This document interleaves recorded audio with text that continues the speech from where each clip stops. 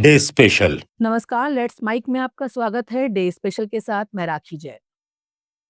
24 नवंबर ये दिन राजस्थान के इतिहास में एक प्रेरणा, एक आदर्श और एक जीवन दीप की तरह चमकता है।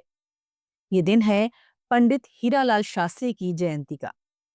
वो व्यक्ति जिसने अपने जीवन के प्रत्येक क्षण को समाज के कल्याण, महिला शिक्षा और ग्रामीण विकास के लिए समर्पित कर दिया।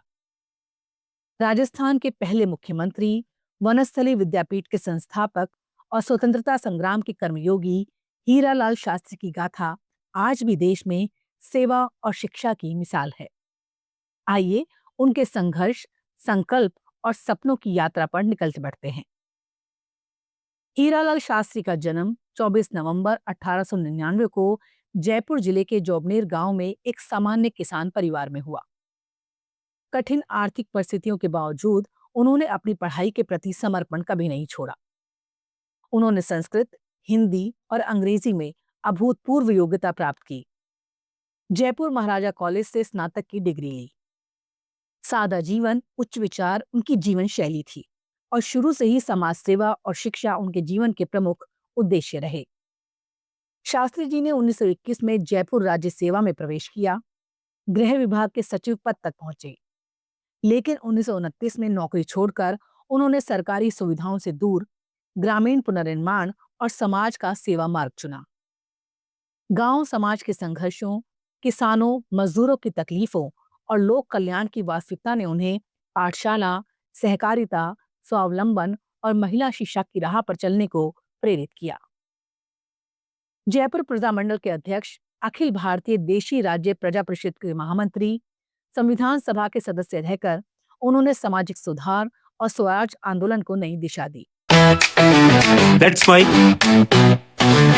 Day special.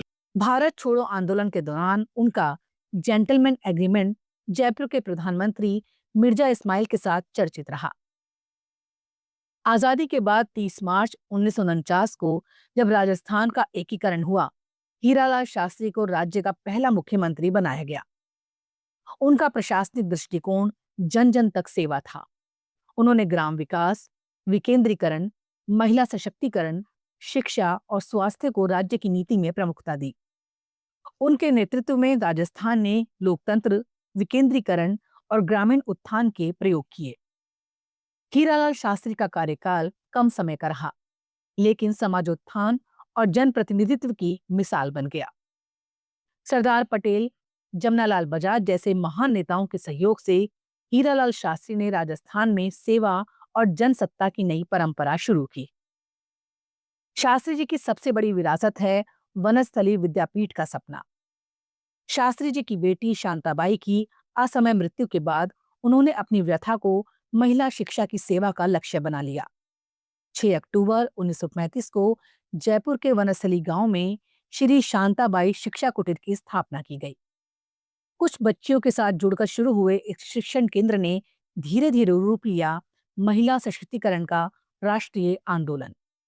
महिला शिक्षा, आत्मनिर्भरता और स्वावलंबन का यह सपना आज वनस्थली विद्यापीठ के रूप में देश विदेश में एकमात्र पूर्ण महिला रेजिडेंशियल यूनिवर्सिटी है।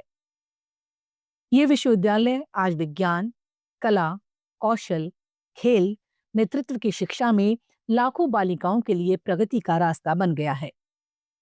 शास्त्री जी कहते थे, यदि किसी समाज को सशक्त बनाना है तो महिलाओं को शिक्षा का सूर्योदय देना होगा।